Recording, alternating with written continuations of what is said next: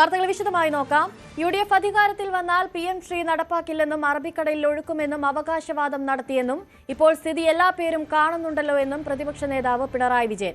UDFനെ നയമാറ്റത്തിന് പ്രേരിപ്പിച്ച കാര്യം നേതൃത്വം വിശദീകരിക്കണമെന്നും പിണറായി. തങ്ങൾ അധികാരത്തിൽ വന്നാൽ PM ശ്രീ നടപ്പാക്കില്ല, മാത്രമല്ല ചിലർ പറഞ്ഞു അത് അറബിക്കടലിൽ ഒഴുക്കും, അങ്ങനെയെല്ലാമുള്ള അവകാശവാദങ്ങളാണ് അന്ന് UDF നേതാക്കൾ പുറപ്പെടുവിച്ചിരുന്നു. ഇപ്പോൾ സ്ഥിതി എല്ലാവരും കാണുകയാണല്ലോ. PM ശ്രീ പദ്ധതി നടപ്പാക്കാനുള്ള നടപടികളുമായിട്ടാണ് അവർ മുന്നോട്ട് പോകുന്നത്. സ്വാഭാവികമായും ഒരു ചോദ്യം ഉയരും. തെരഞ്ഞെടുപ്പിന് മുൻപ് തങ്ങൾ ഉയർത്തിയ എതിർപ്പുകളൊക്കെ മാറ്റിവെച്ച് കേന്ദ്ര സർക്കാരിന്റെ മുന്നിൽ, അവരുടെ നയങ്ങൾക്ക് മുന്നിൽ കീഴടങ്ങാൻ തീരുമാനിച്ചത് എന്തടിസ്ഥാനത്തിലാണ്? ഇത് UDF ഉത്തരം പറയേണ്ട ഒരു കാര്യമാണ്. SSK പദ്ധതിക്കാണ് സംസ്ഥാനത്തിന് പണം ലഭിച്ചതെന്നും PM ശ്രീക്ക് കേന്ദ്രം പണം നൽകിയിട്ടില്ല എന്ന് പാർലമെന്റിൽ വ്യക്തമാക്കിയതാണെന്നും പിണറായി വിജയൻ. ധാരണാപത്രം ഒപ്പിട്ടാൽ പിന്മാറാൻ കഴിയില്ലെന്ന് എവിടെ നിന്നെങ്കിലും നിയമോപദേശം ലഭിച്ചിരുന്നു. പിന്മാറിയ പഞ്ചാബ് മാതൃകയാണെന്നും പിണറായി. ഏത് സാഹചര്യത്തിലും ഉപേക്ഷിക്കാവുന്ന ഒന്ന് മാത്രമാണ് സംസ്ഥാന സർക്കാരിനെ സംബന്ധിച്ചിടത്തോളം PM ശ്രീ പദ്ധതി. ധാരണാപത്രം ഒപ്പിട്ടതുകൊണ്ട് പിന്മാറാനാവില്ല എന്ന് സർക്കാരിന് എവിടുന്നെങ്കിലും നിയമോപദേശം ലഭിച്ചിട്ടുണ്ടോ? ഉണ്ടെങ്കിൽ അതും അറിയുന്നത് നല്ലതാണല്ലോ. പാർലമെന്റിൽ ഇതുമായി ബന്ധപ്പെട്ട ചോദ്യങ്ങൾ ഉയർന്നു. ആ ചോദ്യവും മറുപടിയും രഹസ്യമല്ലല്ലോ, പരസ്യമല്ലേ. കേന്ദ്ര സർക്കാർ കേരളത്തിന് PM ശ്രീയുടെ പണം നൽകിയിട്ടില്ല എന്നാണല്ലോ മറുപടി പറഞ്ഞത്. കേരളത്തിന് കിട്ടിയത് SSK ഫണ്ടാണ്. ഇതിന് PM ശ്രീയുമായി ഒരു ബന്ധവുമില്ല. കരാർ ഒപ്പിട്ടു എന്ന് വിചാരിക്കുക. അങ്ങനെയാണെങ്കിൽ പോലും അതിൽ നിന്ന് പിന്മാറാൻ സംസ്ഥാനങ്ങൾക്ക് കഴിയും എന്നതിന്റെ ഉദാഹരണവും നമ്മുടെ രാജ്യത്തുള്ളതാണ്. 2022 ഒക്ടോബറിലാണ് PM ശ്രീ പദ്ധതിയിൽ ധാരണാപത്രം പഞ്ചാബ് സർക്കാർ ഒപ്പുവെക്കുന്നത്. 9 മാസങ്ങൾക്ക് ശേഷം 2023 ജൂലൈയിൽ ഔദ്യോഗികമായി തന്നെ അതിൽ നിന്ന് പിന്മാറുന്ന നില സ്വീകരിക്കുകയും ചെയ്തു. പിന്മാറാൻ കഴിയാത്ത ഒന്നാണ് എന്ന വാദം ശരിയല്ല എന്നതാണ്. ആരോഗ്യവകുപ്പ് ഡയറക്ടർ സ്ഥാനത്ത് നിന്ന് ഡോക്ടർ KJ റീനയെ മാറ്റിയ ഉത്തരവ് അഡ്മിനിസ്ട്രേറ്റീവ് ട്രൈബ്യൂണൽ സ്റ്റേ ചെയ്തു. സംസ്ഥാന സർക്കാരുമായി സഹകരിക്കാത്തതിനാലാണ് റീനയെ മാറ്റിയതെന്നായിരുന്നു ആരോഗ്യമന്ത്രി K മുരളീധരന്റെ വിശദീകരണം. എറണാകുളം പബ്ലിക് ഹെൽത്ത് ലബോറട്ടറി ഡയറക്ടറായിട്ടാണ് റീനയെ മാറ്റി നിയമിച്ചത്. ഇതിന് പിന്നാലെയാണ് റീന അഡ്മിനിസ്ട്രേറ്റീവ് ട്രൈബ്യൂണലിനെ സമീപിച്ചത്. പകർച്ചവ്യാധി കാലത്ത് അവധിക്ക് അപേക്ഷിച്ചതടക്കം ചൂണ്ടിക്കാട്ടിയായിരുന്നു റീനയെ സ്ഥാനത്ത് നിന്ന് മാറ്റിയത്. എന്നാൽ നടപടിക്രമങ്ങൾ പാലിച്ചില്ലെന്നും അവധിക്ക് അപേക്ഷിച്ചില്ലെന്നും റീന ട്രൈബ്യൂണലിന് മുന്നിൽ വ്യക്തമാക്കി. ഇതോടെയാണ് ഉത്തരവ് സ്റ്റേ ചെയ്തത്. മരിച്ച നിലയിൽ കണ്ടെത്തിയ സംഭവത്തിൽ പ്രതി ഇടുക്കി വണ്ടിപ്പെരിയാറിൽ പിടിയിലായി. ഗവി സ്വദേശി വിനോദ് കുമാറിനെ വള്ളക്കടവ് ചെക്ക് പോസ്റ്റിന് സമീപത്തു നിന്നാണ് പോലീസ് വനംവകുപ്പ് ഉദ്യോഗസ്ഥർ ചേർന്ന് പിടികൂടിയത്. ഇയാൾ കുറ്റം സമ്മതിച്ചു. രാവിലെ വീട്ടിൽ നിന്നും അങ്കണവാടിയിലേക്ക് പുറപ്പെട്ട യുവതിയുടെ മൃതദേഹം തോട്ടിൽ കിടക്കുന്ന നിലയിലാണ് കണ്ടെത്തിയത്. അങ്കണവാടിയിലേക്ക് എത്താത്തതിനെ തുടർന്ന് നടത്തിയ അന്വേഷണത്തിലാണ് മൃതദേഹം കണ്ടെത്തിയത്. മൃതദേഹത്തിൽ വസ്ത്രങ്ങൾ കീറിയ നിലയിലാണ്. യുവതി കൂട്ടബലാത്സംഗത്തിനിരയായതായി പോലീസിന് സംശയമുണ്ട്. പ്രതിയെ വിശദമായി ചോദ്യം ചെയ്യുന്നതിലൂടെ മാത്രമേ കൂടുതൽ കാര്യങ്ങൾ വ്യക്തമാകൂ. ഇയാൾ മുൻപും കൊലപാതക കേസിൽ പ്രതിയായതായി സൂചനയുണ്ട്.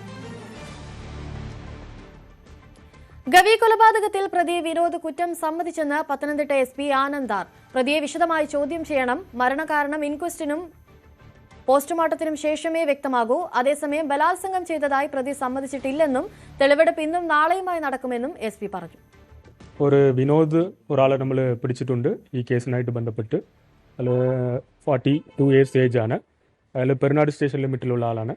അപ്പോൾ അയാൾ നമ്മൾ ചോദ്യം ചെയ്ത് അപ്പോൾ അയാൾ കുറ്റം ചെയ്തതായിട്ട് സമ്മതിച്ചിട്ടുണ്ട്. നമ്മൾ സോഫാർ പ്രതിയുടെ ചോദിച്ചപ്പോൾ ഇദ്ദേഹമാണ് കുറ്റം ചെയ്തതായിട്ട് മനസ്സിലാകുന്നുണ്ട്. നമ്മൾ അന്വേഷണ അവസ്ഥയിലാണ്. കൂടുതലായിട്ട് ഇനി ചോദിച്ച് നമ്മൾ അതിൻ്റെ കാരണങ്ങളെല്ലാം ഡീറ്റെയിൽ ആയിട്ട് അന്വേഷിച്ച് നമ്മൾ സമയബന്ധിതമായിട്ട് അന്വേഷിച്ച് ചാർജ് കൊടുക്കും. ലൈംഗികമായിട്ട് പീഡിപ്പിച്ചിട്ടുണ്ടോ? അതെല്ലാം നമ്മൾ അന്വേഷിക്കുന്നുണ്ട്. അവയവ കച്ചവടവുമായി ബന്ധപ്പെട്ട് സംസ്ഥാനത്തെ പ്രമുഖ സ്വകാര്യ ആശുപത്രികളിൽ ED പരിശോധന. 5 സ്വകാര്യ ആശുപത്രികളിലാണ് പരിശോധന നടത്തിയത്. സാമ്പത്തികമായി പിന്നാക്കം നിൽക്കുന്നവരെ പ്രലോഭിപ്പിച്ച് അവയവദാനത്തിന് ഇരയാക്കുന്നെന്ന പരാതികൾക്ക് പിന്നാലെയാണ് പരിശോധന. സംസ്ഥാനത്തെ 5ഓളം പ്രമുഖ സ്വകാര്യ ആശുപത്രികൾ കേന്ദ്രീകരിച്ചാണ് EDയുടെ പരിശോധന നടന്നത്. അടുത്തയിടെ കൊച്ചി കേന്ദ്രീകരിച്ച് നടന്ന അവയവ കൈമാറ്റ കച്ചവടം എന്ന രീതിയിൽ കേസ് വന്നിരുന്നു. ഇത് കേന്ദ്രീകരിച്ചുകൊണ്ടാണ് ഒന്നാം പ്രതി നജീബിന് വലിയ രീതിയിലുള്ള തുക കൈമാറ്റം ചെയ്തിട്ടുണ്ട് എന്ന് തെളിഞ്ഞതിൻ്റെ അടിസ്ഥാനത്തിലാണ് വിവിധ ആശുപത്രികൾ കേന്ദ്രീകരിച്ചുകൊണ്ട് പരിശോധന നടത്തുന്നത്. അത് കൊച്ചിയിലേത് ഉൾപ്പെടെ സംസ്ഥാനത്തെ വിവിധ ഭാഗങ്ങളിലെ 5ഓളം പ്രധാനപ്പെട്ട സ്വകാര്യ ആശുപത്രികൾ കേന്ദ്രീകരിച്ചായിരുന്നു പരിശോധന. എന്തുകൊണ്ടാണ് ഇത്രയും വലിയ തുക ഇയാൾക്ക് കൈമാറിയത് എന്നതടക്കമുള്ള കാര്യങ്ങൾ പരിശോധിച്ചു. അതോടൊപ്പം തന്നെ ഈ ആശുപത്രികളിൽ നടന്നത് നിയമാനുസൃതമുള്ള അവയവ ദാനമാണോ, അവയവ കൈമാറ്റമാണോ എന്നതടക്കം അവർ രേഖകൾ പരിശോധിക്കുകയായിരുന്നു പ്രധാനമായും തന്നെ ED ചെയ്തത്. EDയുടെ പരിശോധനകൾ പലയിടങ്ങളിലായിട്ട് തുടരുന്നുണ്ട്. ഏതായാലും ഇക്കാര്യത്തിൽ 2011 മുതൽ 16 വരെയാണ് ഈ ഒരു പ്രത്യേക കാലയളവായി കണ്ടുകൊണ്ട് ഈ സംഘം ഈ ഈ അവയവ തട്ടിപ്പ് മാഫിയ പ്രവർത്തിച്ചിരുന്നൊരു സമയമായിട്ട് കാണുന്നതാണ്. ഇത് ഈ കാലയളവിൽ ഈ ലൈസൻസുള്ള അവയവദാനത്തിന് ലൈസൻസുള്ള വിവിധ ആശുപത്രികൾ അവയിൽ എത്രമാത്രം ഈ കൈമാറ്റങ്ങൾ നടന്നിട്ടുണ്ട്, അത് നിയമാനുസൃതമാണോ, അതിൻ്റെ രേഖകളാണ് പ്രധാനമായും പരിശോധിക്കുന്നത്. സ്വകാര്യ ആശുപത്രികൾ കേന്ദ്രീകരിച്ചുകൊണ്ട് വൃക്ക മാറ്റം ഏതാണ്ട് 7800ഓളം ശസ്ത്രക്രിയകൾ നടന്നിട്ടുണ്ടെന്നാണ് കണക്ക്. കരൾ മാറ്റമായിട്ട് കരൾ ശസ്ത്രക്രിയയായിട്ട് നടന്നിരിക്കുന്നത് 2500ഓളം ശസ്ത്രക്രിയകൾ ഇങ്ങനെ സ്വകാര്യ ആശുപത്രികളിൽ മാത്രം ഈ ഒരു പ്രത്യേക കാലയളവിൽ നടന്നിട്ടുണ്ട്. അപ്പോൾ ഇതിൻ്റെ ഒരു കണക്കുകളും അതിൻ്റെ കാര്യങ്ങളുമാണ് ED പ്രധാനമായും പരിശോധിക്കുന്നത്. ഈ നജീബുമായി ബന്ധപ്പെട്ട് നിന്നിട്ടുള്ള ശസ്ത്രക്രിയകൾ ഏതൊക്കെയാണ് എന്നത് അതിൻ്റെ ഒരു വിശദാംശങ്ങൾ ഈ പ്രത്യേക അന്വേഷണ സംഘത്തിൽ നിന്ന് ED ശേഖരിച്ചിട്ടുണ്ട്. ഈ ഒരു സംഘത്തെക്കുറിച്ച് സംസ്ഥാന പോലീസ് അന്വേഷണം നടത്തുന്നുണ്ട്. പ്രത്യേക അന്വേഷണ സംഘം രൂപീകരിച്ചായിരുന്നു അതിൻ്റെ ഒരു മുന്നോട്ട് പോക്ക് ഉണ്ടായിരുന്നത്. 5ഓളം പ്രതികളെയാണ്, നജീബ് ഉൾപ്പെടെ 5ഓളം പ്രതികളെയാണ് ഈ കേസിൽ അറസ്റ്റ് ചെയ്യുകയും ചെയ്തിട്ടുള്ളത്. ആ ഒരു അന്വേഷണം ഇപ്പോഴും തുടരുകയാണ്. ഇതിൽ വലിയ രീതിയിലുള്ളൊരു പണം നജീബിൻ്റെ അക്കൗണ്ടിലേക്ക് വിവിധ ആശുപത്രികൾ കേന്ദ്രീകരിച്ച് വന്നിട്ടുണ്ട് എന്നതിൻ്റെ അടിസ്ഥാനത്തിലാണ് ED കൂടി പരിശോധനയിലേക്ക് കടന്നിരിക്കുന്നത്. പ്രധാനപ്പെട്ട ആശുപത്രികളിൽ നിന്ന് ED ഇതിൻ്റെ വിശദാംശങ്ങൾ ശേഖരിച്ചിട്ടുണ്ട്. കൂടുതൽ പരിശോധനകളും ഇനി വരും ദിവസങ്ങളിൽ ഉണ്ടായേക്കും. അവയവ കച്ചവടത്തിൽ കൊല്ലത്ത് ഇടനിലക്കാരുടെ വീട്ടിൽ ED പരിശോധന. പുളിയത്തുമുക്ക് സ്വദേശി ശ്രീജിയുടെ വീട്ടിലും പട്ടത്താനം സ്വദേശി സുധീറിന്റെ വീട്ടിലുമാണ് ED റെയ്ഡ്. അവയവദാനത്തിനായി ആളുകളെ കണ്ടെത്തി നൽകുന്ന ഏജന്റായി ശ്രീജ പ്രവർത്തിച്ചിരുന്നുവെന്നും കമ്മീഷൻ തുകകൾ ബാങ്ക് അക്കൗണ്ടിലൂടെ കൈപ്പറ്റിയിരുന്നുവെന്നുമാണ് അന്വേഷണ സംഘത്തിന്റെ കണ്ടെത്തൽ. സാമ്പത്തിക ഇടപാടുകളുമായി ബന്ധപ്പെട്ട രേഖകളാണ് ED പരിശോധിച്ചത്. ബാങ്ക് ഉദ്യോഗസ്ഥരും ഇതിൽ പങ്കെടുത്തു. വ്യാജരേഖകൾ ചമച്ച് നിയമവിരുദ്ധമായി അവയവ കച്ചവടം നടത്തിയ കേസിൽ ശ്രീജയെ മറ്റൊരു ഏജന്റായ പട്ടത്താനം സ്വദേശി സുധീറിനൊപ്പം 2 മാസം മുൻപ് കിളികൊല്ലൂർ പോലീസ് അറസ്റ്റ് ചെയ്തിരുന്നു. ഇരുവരും നിലവിൽ ജാമ്യത്തിലാണ്. പരിശോധനയ്ക്കെത്തിയ ഉദ്യോഗസ്ഥർ ശ്രീജയെ വിശദമായി ചോദ്യം ചെയ്തു. സുധീറിന്റെ വീട് അടഞ്ഞു കിടന്നതിനാൽ പരിശോധന നടത്താൻ കഴിഞ്ഞില്ല. കാസർഗോഡും ED റെയ്ഡ്. അവയവദാന കച്ചവടത്തിൽ ഇടനിലക്കാരനായ മേൽപ്പറമ്പ് സ്വദേശി നജീബിന്റെ വീട്ടിലാണ് പരിശോധന.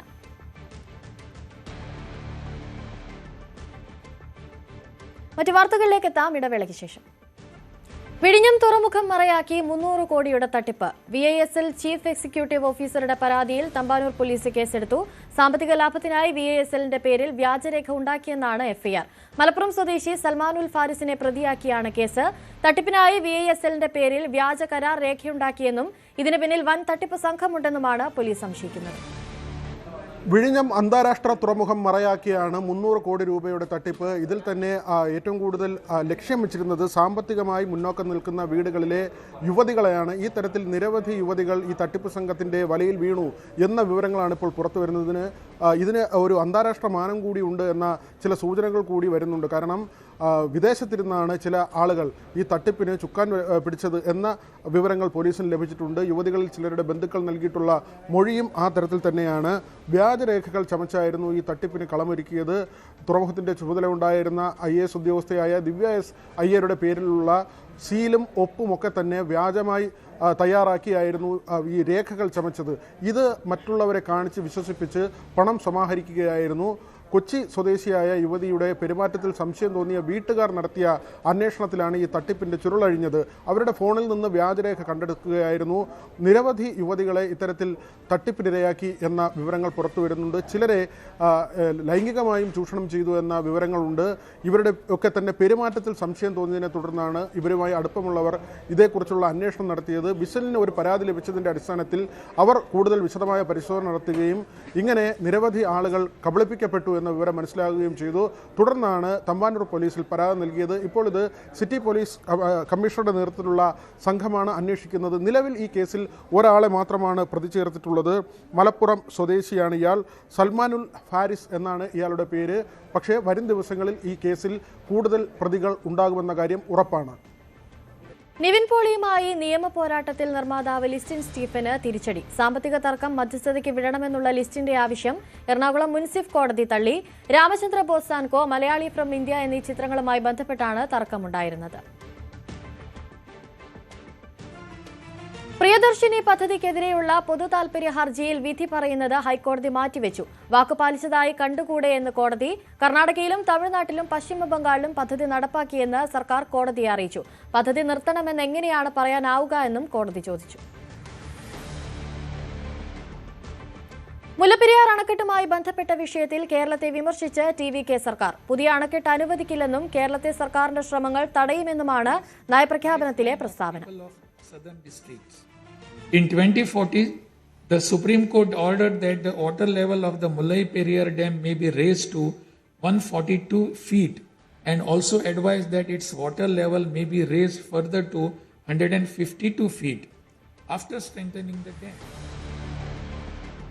പശ്ചിമേഷ്യൻ യുദ്ധം അവസാനിപ്പിക്കാൻ പ്രാഥമിക സമാധാന കരാറിൽ ഒപ്പുവെച്ച് അമേരിക്കയും ഇറാനും. ഡൊണാൾഡ് ട്രംപും ഇറാൻ പ്രസിഡന്റ് മസൂദ് പെസഷ്കിയാനുമാണ് ധാരണാപത്രത്തിൽ ഒപ്പുവെച്ചത്. കരാർ വിജയമെന്ന് അമേരിക്കയും വിജയക്കൊടി പാറിച്ചെന്ന് ഇറാനും അവകാശപ്പെട്ടു. കരാർ ഒപ്പിട്ടതോടെ ക്രൂഡ് ഓയിൽ വില കുറഞ്ഞു. ധാരണാപത്രത്തിലെ വ്യവസ്ഥകളെ ആശ്രയിച്ചിരിക്കും കരാറിന്റെ ഭാവി. ഫുട്ബോൾ ആവേശം രണ്ടാം റൗണ്ടിലേക്ക്.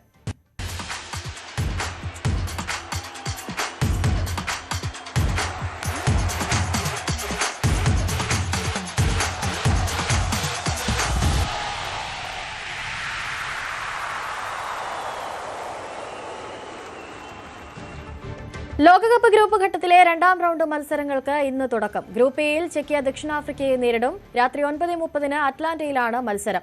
ആദ്യ മത്സരത്തിൽ ചെക്കിയ തോൽപ്പിച്ച ദക്ഷിണ കൊറിയ ആതിഥേയരായ മെക്സിക്കോയുമായി ഏറ്റുമുട്ടും. ഗ്വാഡലഹാരയിൽ ഇന്ത്യൻ സമയം രാവിലെ 6:30 പോരാട്ടം. ഗ്രൂപ്പ് ബിയിൽ സ്വിറ്റ്സർലൻഡ് ബോസ്നിയയെയും കാനഡ ഖത്തറിനെയും നേരിടും. സ്വിറ്റ്സർലൻഡ് ബോസ്നിയ മത്സരം രാത്രി 12:30 കാനഡ ഖത്തർ പോരാട്ടം പുലർച്ചെ 3:30 നടക്കും.